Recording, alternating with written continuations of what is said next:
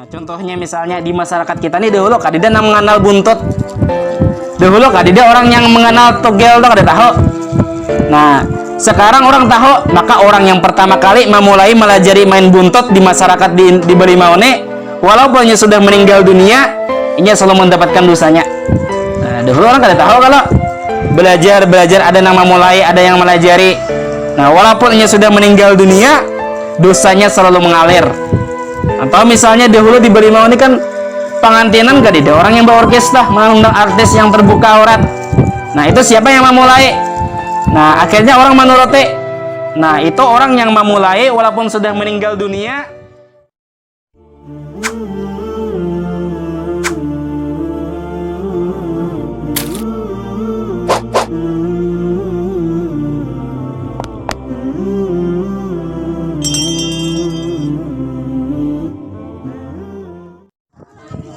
Ila hadratin Nabi Mustafa Sayyidina Rasulullah Muhammad ibni Abdullah wa ala alihi wa sahbihi wa man tabi'ahu wa mawalah wa likulli niyatin salihah. Al-Fatihah. Bismillahirrahmanirrahim. Iyyaka na'budu wa iyyaka nasta'in ihdinas siratal mustaqim siratal ladzina an'amta 'alaihim ghairil maghdubi 'alaihim waladdallin. Amin. Bismillah, alhamdulillah, wassalatu wassalamu ala rasulillah. La hawla wa la quwwata illa billah. Subhanaka la ilma lana illa ma 'allamtana innaka antal alimul hakim. Rabbi shrah li sadri wa yassir li amri wahlul 'uqdatam min lisani yafqahu qawli, amma ba'du.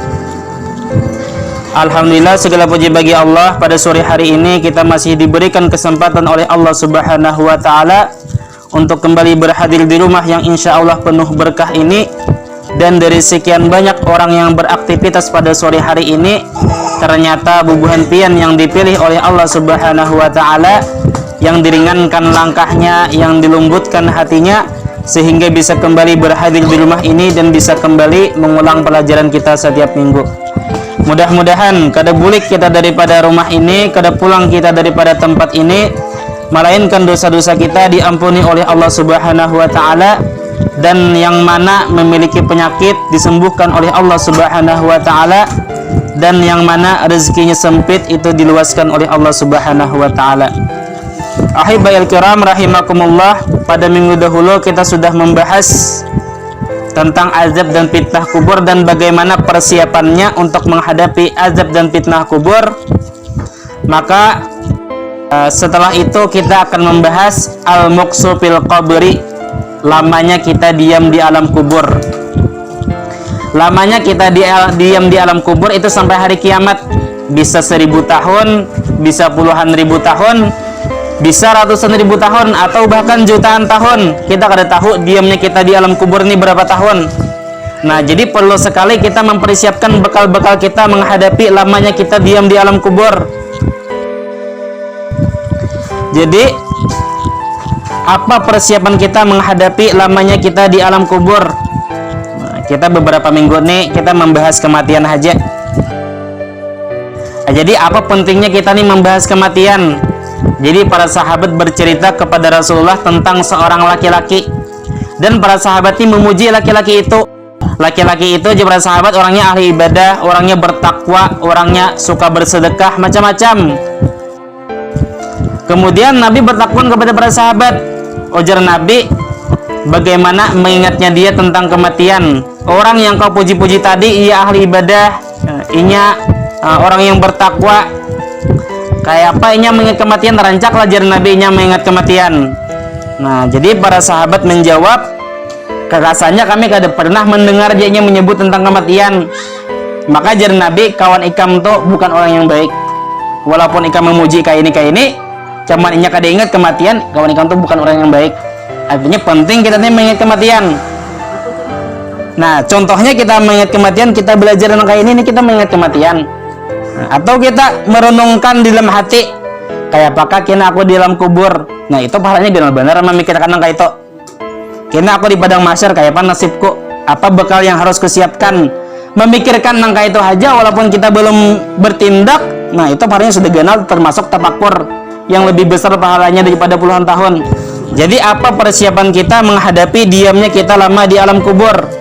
Maka Rasulullah Shallallahu Alaihi Wasallam bersabda, "Idza mata ibnu Adam, inqata'a amaluhu illa min salas." Ujar Nabi, apabila mati seorang manusia maka terputuslah amalnya kecuali 3. Makanya bila orang itu sudah tua, sakit-sakitan, garingnya parah, sudah jangan mengangan-angan kematian. Nah, ujar Nabi napa? La yatamanna ahadukum al-maut. Janganlah kalian tuh bercita-cita menginginkan kematian. Karena jika kita sudah meninggal dunia, maka terputuslah amal kita. Kada kalau lagi kita beramal. Karena kayak pahaja beratnya hidup di dunia dibandingkan dengan ujian setelah kematian, kada apa-apanya. Jadi walaupun kita sudah sakit-sakitan, itu masih kesempatan kita bisa beribadah sebelum kita meninggal dunia. Jadi Nabi, jangan mengangan-angan kematian, Nabi. Karena kalau kita sudah mati, terputus amal kita. Jadi apabila kita meninggal dunia, maka terputuslah amalnya kecuali 3. Kenapa? Yang pertama, shadaqatin jariyatin, sedekah yang terus mengalir. Sedekah yang terus mengalir. Kita meninggal ribuan tahun sudah, ratusan tahun sudah, cuman pahalanya masih mengalir. Nah, ini biar sejuta tahun kita di alam kubur kada bapak, karena amalnya masih mengalir. Contohnya amal sedekah jariah itu kita misalnya menukar Al-Quran, kita simpan Al-Qurannya itu di masjid. Nah, dibaca-baca orang Al-Qurannya di masjid, nah itu selalu mengalir kepada kita pahalanya. Atau Al-Quran ini kita berikan kepada orang yang tahfiz Quran di pesantren misalnya. Nah, itu apabila orang yang membaca Al-Quran yang kita beri ini membaca terus, walaupun kita sudah meninggal dunia, maka pahalanya selalu mengalir. Cuman saran ulun, jangan kita tuh memberi ketika orang meninggal langsung kita mencetak Yasin banyak, kita simpan, kita julung di masjid. Karena kebanyakan Yasin tuh terbengkalai di masjid, kada layak, kada terhormati lagi di masjid. Yang paling baik tuh kita tukarkan kitab, kita cari anak-anakan sekolah pesantren. Nah, itu sangat membutuhkan kitab, karena kitab orang sekolah pesantren itu larang harganya. Nah, kita tukarkan kitab orang yang sekolah pesantren, kita cari. Nah, ada anak nukar kitab kan jadi kita. Nah, kawai mah nukarkan 2 kitab misalnya jadi kita. Nah, itu kitab nah inya baca, inya mutalahi setiap hari. Bahkan orang di pondok tuh, di pesantren tuh bakawanan tuh nguti kitab. Orang yang bakawanan berpandikan sambil nguti kitab. Jadi mau kita tukarkan orang yang sekolah pesantren itu kitab, inya baca setiap hari. Embahnya misalnya inya lulus, inya melajari orang bilang kitabnya inya baca. Walaupun orang yang memberi kitab itu sudah meninggal, maka pahalanya selalu mengalir. Nah, kita cari adakah kitab nang hendak ditukar ajar kita. Atau misalnya amal jariah itu contohnya kita tuh membangun masjid. Nah, siapa yang pamulan membangun masjid diberi mau nih, nah sampai wahini inya selalu menerima pahalanya. Okay. Mungkin orang yang pertama kali bisa 100-an tahun sudah lagi kita tahu, puluhan tahun sudah meninggal sudah orangnya yang membangun masjid diberi mau nih, cuman pahalanya selalu mengalir. Atau orang yang membangun pesantren, atau orang yang kadakawa membangun masjid cuman berisi tanahnya yang disedekahkannya, diwakafkannya. Nah, maka selama orang beribadah di sana, maka selama itu pahalanya selalu mengalir. Yang kedua, amal yang kada terputus walaupun orangnya sudah meninggal dunia, au ilmin yanfa'u bihi, ilmu yang bermanfaat. Kita bisa sembahyang, pasti ada yang melajari. Kita bisa membaca Al-Quran, itu berkat guru. Jadi orang yang melajari kita membaca Al-Quran, melajari kita sembahyang, walaupun orangnya sudah meninggal, pahalanya selalu mengalir.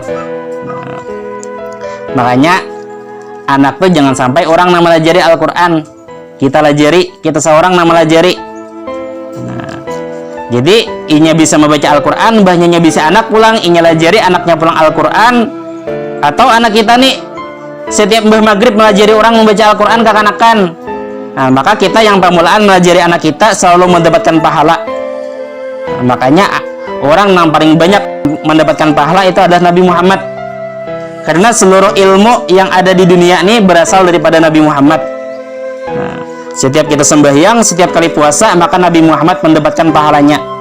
Nah, yang ketiga, amalan yang tidak terputus walaupun orangnya sudah meninggal dunia, awaladin solehin yad'u lahu, anak yang soleh yang mendoakan kepadanya. Kita sudah meninggal, cuman anak kita masih hidup, dan anak kita ini selalu mendoakan kepada kita.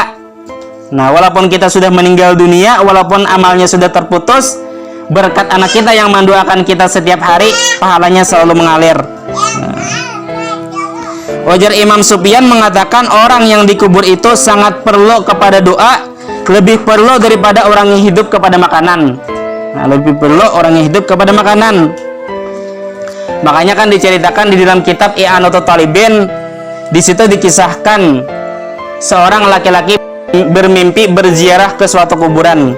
Ujar laki-laki yang bermimpi tadi, ketika aku berziarah di kuburan itu, ternyata di atas kuburan itu aku melihat banyak orang yang mencari-cari sesuatu di atas kuburan. Bahasa kitanya tuh kayak hayam bekikih, mencari-cari sesuatu di atas kuburan. Akan tetapi laki-laki tadi, di saat orang mencari-cari sesuatu di atas kuburan, ada seorang laki-laki, nah ini diam duduk di atas kuburan. Lalu laki-laki tadi, aku tanya kepada orang yang duduk tadi, ada apa ini? Kenapa banyak orang seperti mencari-cari sesuatu? Nah, jadi orang yang duduk di atas kuburan tadi menjawab, kami adalah orang yang sudah meninggal dunia. Dan mereka yang bekikih ini, yang mencari-cari sesuatu ini adalah orang yang menunggu kiriman doa daripada keluarganya yang masih hidup. Nah, jadi ujar laki-laki tadi bertakun, Bapak pian kenapa kada umpat bekikih juga? Ujar orang tadi menjawab, aku bisi anak nang hidup di dunia, inya tuh hafal Al-Quran. Dan inya tuh selalu membaca Al-Quran, dan bacaannya itu dikirimkannya kepadaku setiap hari. Nah, di mana anak pian tuh ini begena? Anakku tuh aja begena di pasar anu, di toko anu. Pas isuknya dicari ke pasar, bujur ke mimpi kunija. Nah, jadi cari ke pasar isuk. Sudah sampai di toko yang dimaksud, sekalinya ampun toko ini terlihat di bibirnya tuh seperti membaca sesuatu. Ujar laki-laki tadi, nah penang pian baca tuh? Ujar ampun toko, aku membaca Al-Quran dan kukirimkan pahalanya kepada orang tuaku yang sudah meninggal dunia. Bujur sekalinya mimpinya malam tadi. Nah, cuman singkat cerita, ia nih tak mimpi pulang. Di dalam mimpinya itu ternyata orang yang duduk di atas kuburan ti umpat juga bekikih.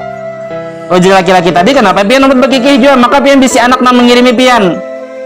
Ujar orang itu menjawab, anak nang biasanya mengirimiku setiap hari sekarang sudah meninggal dunia.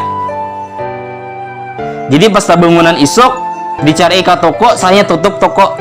Di toko ini kayak ternyata bujur, ampun toko itu sudah meninggal dunia. Jadi orang yang di dalam kubur itu lebih memerlukan kiriman doa daripada yang masih hidup, lebih perlu daripada orang yang hidup kepada makanan. Adalah orang kelaparan sampai bekikih di tanah hadida kalau. Nah, orang yang di kuburan itu bekikih hanya mencari kiriman doa daripada orang yang masih hidup. Jadi kiriman doa anak-anak kita itu sangat membantu kita. Jadi punya orang tuh dikubur tuh diazab, disiksa, maka kiriman doa daripada anak-anaknya itu meringankan azab daripada orang yang dikubur, bahkan bisa diampuni Allah Ta'ala. Dan misalnya orang yang dikubur itu sudah tinggi derajatnya, sudah mendapatkan nikmat, maka kiriman doa daripada anak-anak itu meninggikan derajat orang tuanya. Nah, sebagaimana kan disebutkan di dalam kitab Al-Adabul Mufrad karangan Imam Al-Bukhari, disebutkan apabila seseorang anak itu berdoa memohon ampun kepada Allah kepada kedua orang tuanya yang sudah meninggal dunia, maka orang tuanya yang ada di dalam kubur itu ditinggikan derajatnya 1 derajat. Jadi yang orang di dalam kubur tadi bertakun kepada Allah Ta'ala, ya Rabbi mahadhihi, wahai Allah Ta'ala, apa ini? Kenapa derajatku bertinggi? Ujar orang di kubur tadi. Maka Allah Subhanahu Wa Ta'ala menjawab, itu adalah istighfar, permohonan ampun kepadaku untukmu daripada anakmu. Nah, jadi itu membentuk. Nah, jadi amal yang terus mengalir walaupun orang yang sudah meninggal dunia adalah anak yang soleh yang mendoakan kepada kedua orang tuanya. Jadi mengirimkan doa, mengirimkan bacaan-bacaan itu hendaknya kita kirimkan kepada siapapun. Ada misalnya di kampung orang meninggal, kita kirimi bacaan Al-Fatihah. Nah, karena ujar Habib Zain bin Smith mengatakan orang yang sering mengirimkan Al-Fatihah buat orang yang sudah meninggal dunia, baik itu orang tua kita atau orang mukmin, mukminat, orang yang wali, orang soleh. Misalnya kita lalu di kuburan kita doakan Allahumma gfir lahum warhamhum wa'afihi wa'afunhum, misalnya Al-Fatihah. Nah, maka orang yang seperti itu kenapa? Kelak ketika dia meninggal dunia, dia akan disambut orang di alam barzah, di alam kubur sudah disambut. Dan orang yang di alam kubur itu sudah kenal kepada kita karena kita rancak mengirimi bacaan Al-Fatihah. Nah, pajar orang nama nyambut tadi. Alhamdulillah kiriman pian sudah sampai jarabuannya yang di alam kubur. Nah, cuman orang yang kada suah berziarah ke kuburan, kada katuju menghadiahkan bacaan kepada orang, apalagi pada kuitan kada pernah. Itu inya bilanya matinya asing di dalam kubur. Nang kayak orang toka dalam kampung, cuman kada dalam patuhnya. Nah, jadi kita walaupun siapapun yang meninggal di kampung, kita kirimkan bacaan Al-Fatihah.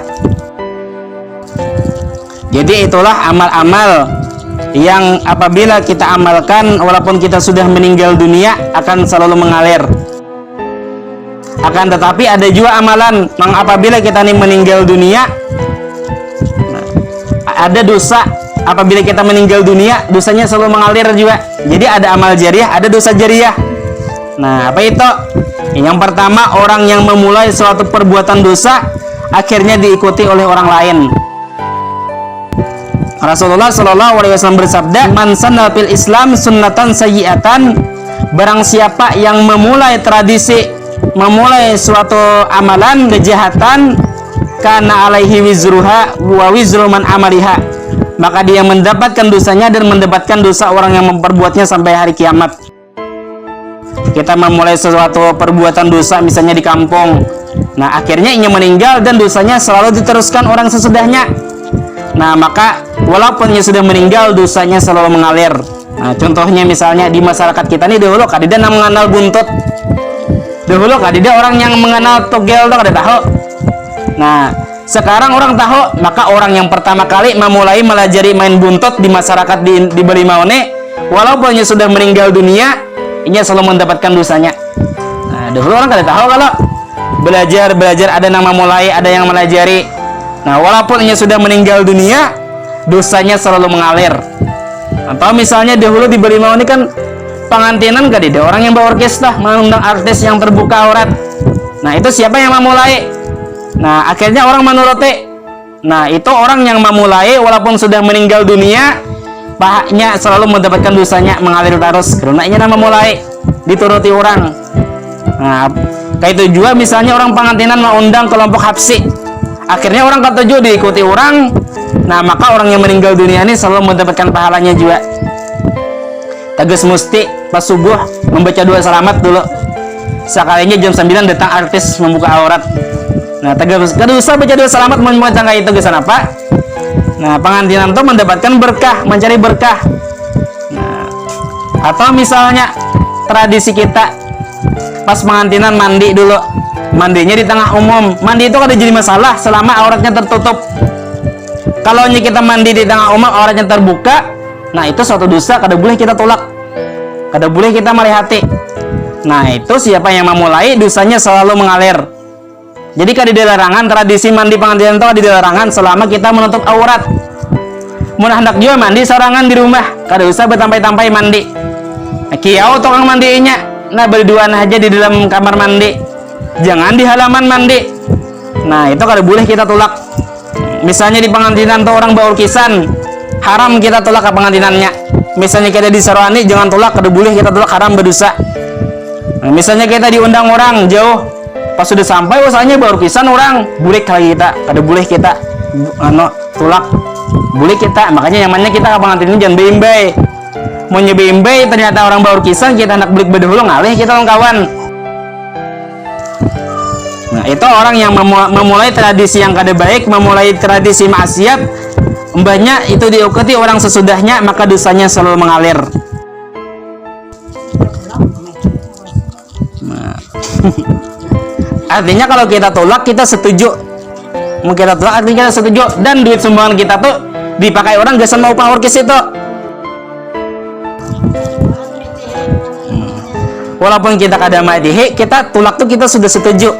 Walaupun kita kada menghayati,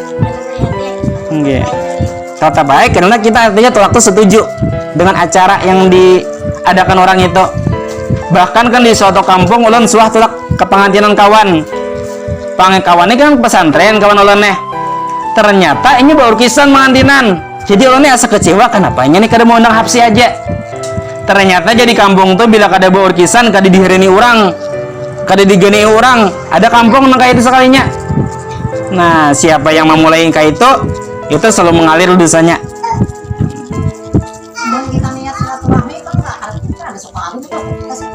Nah, jadi kita datang 3 hari sudah mbak pengantinan. Tujuan kita silaturahmi. 3 hari setelah pengantinan kita datang. Nah, sudah imba atau sehari imba pengantinan kita datang. Kan silaturahim. Lain menghadiri pengantin, lain galak.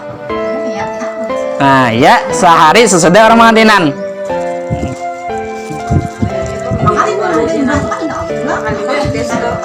Kalau tujuannya silaturahim kan ke bapak, niat kita silaturahim, lain menghadiri pengantin. Bujur kan ada niat kita. Nah, hendak ngundang artis juga tuh siwa salon putar kaset itu ada bapak, itu ada bapak, ada bapak. Atau artisnya misalnya menutup aurat bercadar misalnya artisnya, ayo ada bapak. Enggak. Cuman biasanya kalau orang mau undang orkes nih kena lawas kalawasan kena walaupun bercadar kena seiko mau request ulang nih buat merequest ya bela lawas-lawas landung-landung ari. Nah sudah mulai ya. Nah itu tetap ada mudaratnya biasanya.